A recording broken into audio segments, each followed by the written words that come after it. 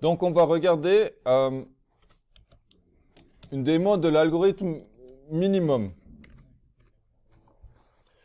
Je change le minimum et le maximum parce que c'est presque pareil, mais il y a des légères subtilités. Donc, pour l'instant, on a parlé du maximum. Là, on va voir le minimum.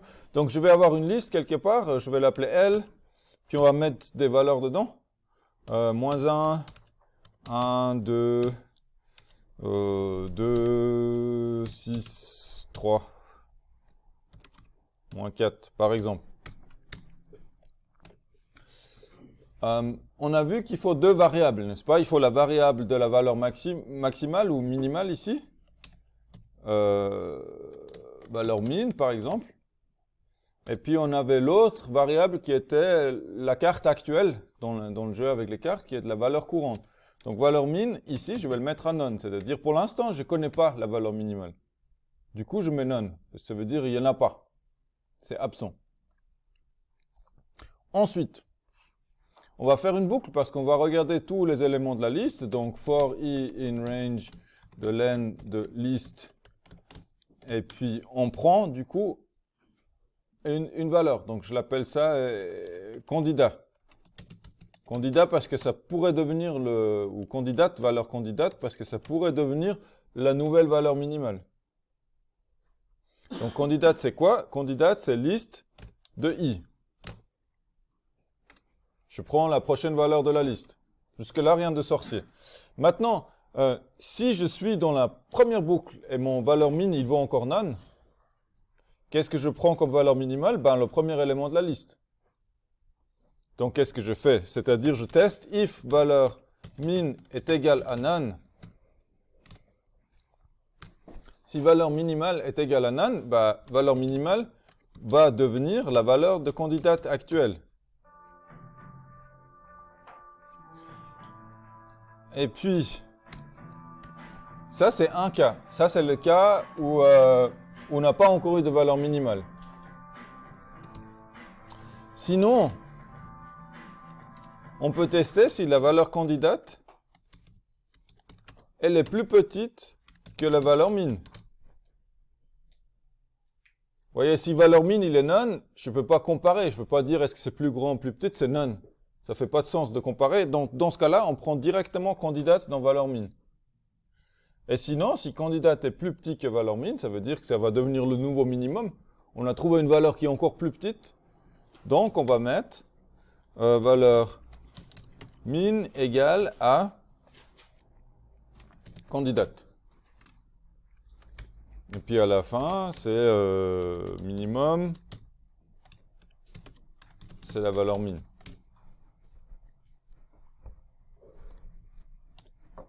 Il y a moyen de simplifier ça, je le laisse pour l'instant comme ça pour pas trop faire trop complexe, trop dense. Donc je vous le montre dans le debugger. Déjà avec cette liste-là, je vais juste la raccourcir un petit peu parce que dans le debugger, sinon ça va nous faire trop. Voilà. Il faut qu'on trouve la valeur minimale là-dedans. Donc qu'est-ce qui se passe dans le debugger? Vous voyez les variables là? L, donc au début, valeur min, ça vaut none. On avance. Candidate est moins 1. Puis là, je vais regarder. Est-ce que valeur minimum est égale à none? None est égal à none? Oui. Donc, valeur minimum, je stocke candidate dedans. Candidate, c'est la première valeur, c'est moins 1. Je le mets dans valeur min. Valeur min, c'est mis à jour ici. On avance. Candidate devient maintenant 6. Est-ce que valeur min est égale à none? Non. Voilà. Est-ce que candidate est plus petit que valeur min? Candidate vaut quoi? Candidate, c'est la valeur actuelle, c'est le 6. La valeur min, c'est ce qu'on a stocké avant, c'est la plus petite qu'on a trouvée jusqu'à maintenant. Jusqu'à maintenant, la plus petite qu'on a trouvée, c'est moins 1. C'est pas plus petit, donc on avance.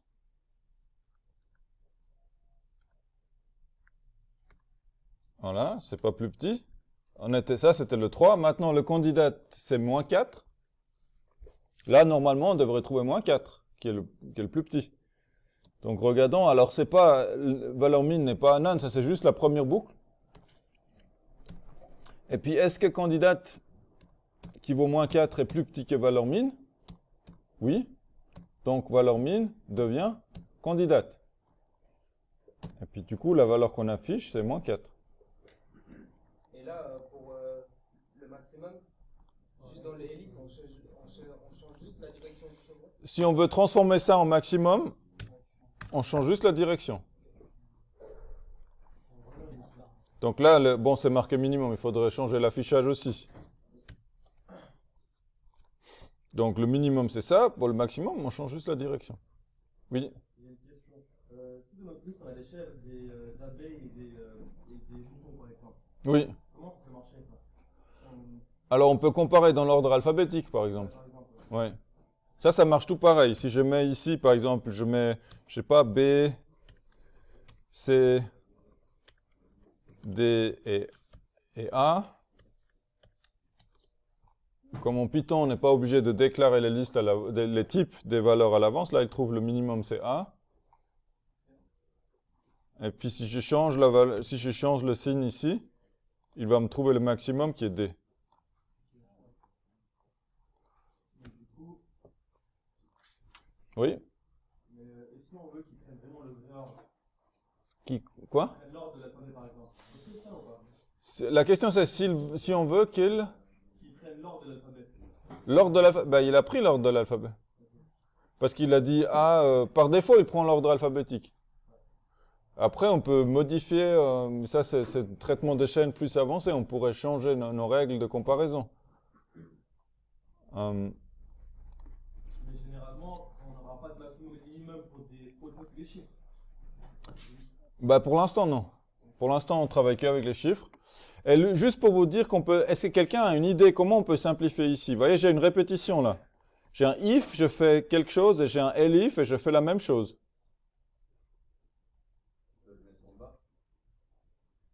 On peut le faire qu'avec un seul if. On peut enlever le if, On peut enlever les livres. on enlève et puis on garde juste, ben forcément. Bah si j'enlève le elif, alors il se passe quoi? Il faudra peut-être mettre plus grand ou égal à none, non? Alors ça, on n'a pas le droit de comparer avec none, parce que none, c'est pas de valeur, donc on peut pas savoir si c'est plus grand ou égal.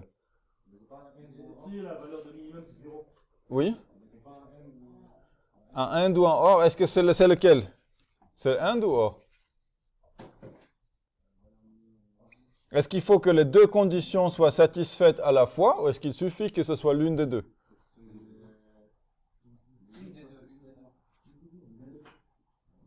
Est-ce qu'à la fois valeur min peut être égale à none et candidate plus petite que valeur min?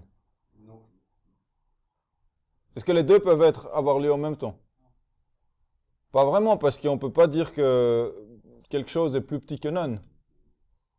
Donc il suffit, vous voyez, au début, on a mis à jour, là, quand vous avez une règle comme ça, dès que valeur min est égale à none, vous mettez à jour, quelle que soit la deuxième condition. Même ça, s'il faut, vous mettez à jour quand même quand l'autre est le cas. Donc là, il faut mettre un or.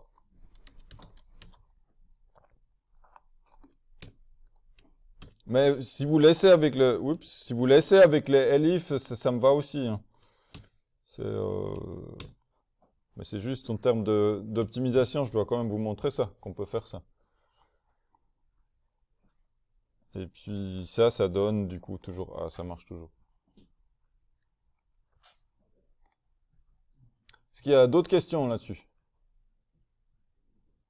Donc l'idée, en gros, si je résume, si je récapitule, on a notre liste. Oui, une question? Alors, l'idée, si je récapitule, c'est qu'on a une valeur qui va stocker notre minimum. Et au fur et à mesure qu'on parcourt la liste, on stocke toujours la valeur la plus petite qu'on a trouvée jusqu'à maintenant.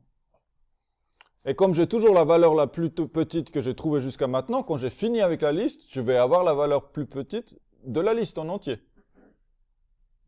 Vous voyez cette logique? C'est que... Ouais. Donc on garde toujours le minimum actuel. Au début, comme on n'a encore rien trouvé, on le met en none. C'est pour dire que pour l'instant, on ne connaît pas. Et du coup, je prends le prochain élément de la liste, ça devient mon candidat, ma valeur candidate. Si valeur minimum actuellement est égale à none, ça veut dire que j'ai encore rien trouvé. Donc forcément, la valeur que j'ai, elle va être la plus petite, parce que c'est la première, en gros. Donc je mets à jour valeur min égale à candidate. Dans les boucles suivantes, valeur min ne sera plus jamais égale à none. C'est juste la première boucle. Oui? Si le none, on le repasse par 0, ça revient au même. Non, ça revient pas au même. Parce que ici, par exemple, si je mets le 0, boum, je type error parce que là, je compare un 0 avec une lettre. Vous pouvez mettre ici la valeur maximale. Vous pouvez mettre Z, par exemple. Si vous mettez Z, ça va marcher. Mais pour ça, il faut connaître. Ça dépend de chaque problème. Ça, c'est le problème avec ces valeurs, avec cet algorithme-là, où vous initialisez quelque chose. Déjà, il y a la complexité que pour trouver le min, vous devez mettre la valeur la plus grande. Donc, il faut comprendre ça. Et puis, en plus, vous devez connaître votre problème pour savoir où est la limite des valeurs possibles. Vous voyez, si je vous dis, c'est une liste qui contient n'importe quel nombre, vous ne pouvez jamais savoir lequel est le plus petit possible et le plus grand possible, parce que n'importe quel nombre, c'est infini. Du coup, c'est pas tout à fait pareil. Le none, c'est différent. C'est de dire, c'est pas, j'ai une valeur qui est petite ou j'ai une valeur qui est grande. Je n'ai pas de valeur. Là, c'est vraiment pour dire la valeur min est égale vraiment à rien du tout. Ouais, c'est pour dire, je ne sais pas, il n'y a rien. None, c'est pour ça qu'on dit none, ça veut dire rien. Donc on met une valeur pour dire que c'est rien. Vous voyez, c'est un peu comme le 0 à la base aussi. Mais sauf que le 0, ça marche que pour les nombres. Et Ça veut dire que votre premier if valeur min est égale à none. C'est que pour le début, ça veut dire. ça, cette condition-là, c'est que la première fois qu'on va l'utiliser. Et alors, vous allez me dire, mais pourquoi pas mettre directement du coup la première valeur, peut-être? Yaya va peut-être me dire ça, parce qu'on pourrait imaginer qu'on initialise tout de suite avec la première valeur. Le problème, c'est qu'il y a des cas particuliers où ça ne va pas marcher dans le futur. Déjà, par exemple, si la liste est vide, il y a un problème, parce que vous allez avoir un index erreur. Ici, vous allez juste retourner none. Vous voyez, si la liste est vide, là, et je lance, bah, mon minimum va être un none. Ce qui est assez cohérent, parce que comme j'ai rien dans ma liste, je ne peux pas donner une valeur minimale. Mais si je mets, voilà. Donc ça, c'est la première fois. Donc, je récapitule. Donc, on a la liste, on met valeur min, pour l'instant, on n'a rien. On commence à regarder, on prend la première. Ben, la première fois, valeur min, pour l'instant, on n'a rien. Donc, on prend de toute façon la candidate actuelle, on la mémorise. On dit, c'est ma valeur min, la plus petite que j'ai trouvée, ben, c'est forcément la première. La première valeur, c'est forcément la plus petite. Ensuite, je continue, je prends la prochaine, et là, je regarde, est-ce que la nouvelle valeur est plus petite que mon minimum actuel? Est-ce que c'est encore plus petit? Si c'est pas plus petit, bah, je l'ignore, parce que j'ai déjà trouvé une valeur plus petite, donc la valeur candidate actuelle ne sera jamais le minimum, parce qu'on a déjà une qui est plus petite. Par contre, si la valeur candidate est plus petite, bah, on le remplace. On le stocke dans le valeur min. Oui? Est-ce que vous pouvez nous montrer, imaginons qu'on a une liste de données de chiffres, des notes, Oui? on les prend des notes. Est-ce que vous pouvez nous montrer comment on fait quand on a eu cette condition, quand on veut le maximum des chiffres positifs, par exemple? Ok. Donc là, on va voir, ça c'est algorithme du maximum avec, on va l'appeler filtrage. C'est-à-dire, on ne prend pas en compte tout. Donc j'ai les notes, et puis dans mes notes, je vais avoir, je ne sais pas, je vais avoir un 5,5, je vais avoir un 4, et je vais avoir un -1. Alors le -1, ce n'est pas pour dire que c'est très mauvais, ça veut dire que l'épreuve n'a pas été faite. L'étudiante ou l'étudiant qui correspond à cette position-là n'a pas fait l'épreuve, t'es malade, absent, je sais pas, service militaire, j'en sais, n'a pas de note. Donc il faut que je l'ignore. Alors, si je cherche mon maximum, j'ai rien besoin de spécial de faire puisque le -1 sera de toute façon petit. Mais admettons, je cherche, je sais pas, la note la plus mauvaise. Et on va faire en sorte que c'est 4. Voilà. Donc disons la note, je cherche ma valeur, du coup je reste sur le minimum, c'est plus parlant dans ce cas. Donc qu'est-ce que je fais? Bah, je peux refaire pareil comme avant, for i in range len, cette fois-ci de note. Je laisse candidate égale à note de i. Et puis note min, au début, je l'ai mis en none. J'ai oublié. Donc, oups, nonner. Voilà, none. Et puis, du coup, ma condition, c'est quoi? C'est est-ce que la note minimale est égale à none? Si c'est le cas, bah, je mets valeur min, non, note min égale à candidate. Et je mets ça aussi, ou bien, donc si c'est pas ça, il y a une autre possibilité dans laquelle je veux mettre à jour la note min. L'autre possibilité, bah, si la candidate, elle est plus petite que note min.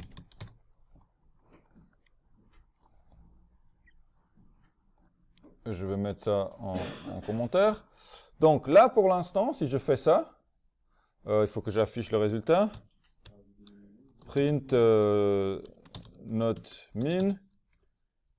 J'affiche note min. J'affiche bien, vous voyez, mon print, une fois que tout est fini. Hein. Vous ne pouvez pas mettre votre print là à l'intérieur, parce qu'on n'a pas fini notre travail. On affiche le résultat une fois qu'on l'a. Et on l'a uniquement une fois qu'on a parcouru toute la liste. On ne peut pas le savoir avant. Je vais mettre encore un espace pour que vous voyez bien le... Voilà. Si je lance ça, bah, ma note minimum, ça va être -1. Ça ne va pas. Pourquoi ça ne va pas? Parce que ça ne fait pas de sens. Ce n'est pas une note possible. Donc, qu'est-ce que je dois rajouter? Je dois rajouter un if de plus pour vérifier est-ce que ma note, elle est valable ou est-ce que je l'ignore. Et puis ça, je peux faire, en fait, ici, vous voyez, tout ça, je le mets à l'intérieur d'un if. Je l'ai déplacé à droite parce que ça va être à l'intérieur d'un if. Je fais un premier if qui regarde juste, est-ce que ma candidate, elle est plus grande? On peut dire, ouais, ou elle est différente de -1, par exemple, pour vous changer une fois les conditions. On pourrait dire plus grand que 0, plus grand égal à 1. Là, je choisis différent de -1, puisqu'on a choisi spécialement le -1 pour dire que c'est une épreuve qui ne compte pas. Donc, je rajoute juste ce if. L'intérêt, c'est que je n'ai pas besoin de changer tout le reste. Si je lance ça, il trouve la note minimum à 4. Et même si je mets la première à -1, par exemple, ça marche aussi. Ça donne note mini. Et si j'ai que des -1,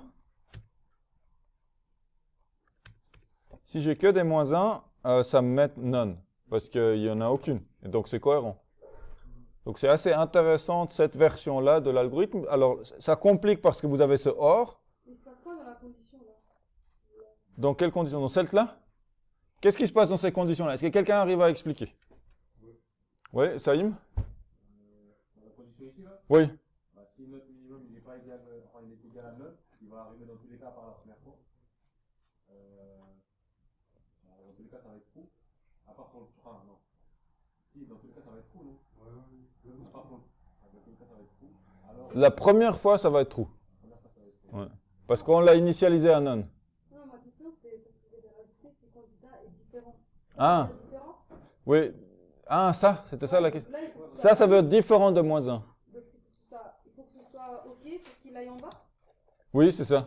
Si c'est pas différent, il print directement. Non, il ignore. Il continue le for. Et- Il print une fois qu'il a fini toute sa boucle.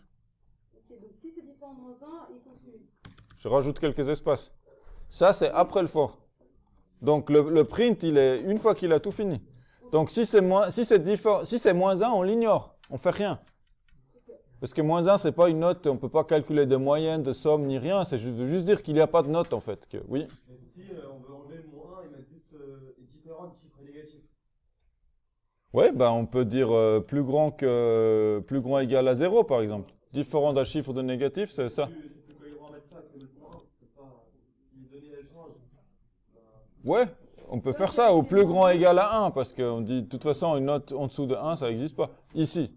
Après, il y a d'autres systèmes de notation, où on peut avoir 0, je crois. Il faut toujours faire un if. Et avec, Vous rajoutez un if de filtrage en plus. C'est quoi la différence? C'est un point d'exclamation?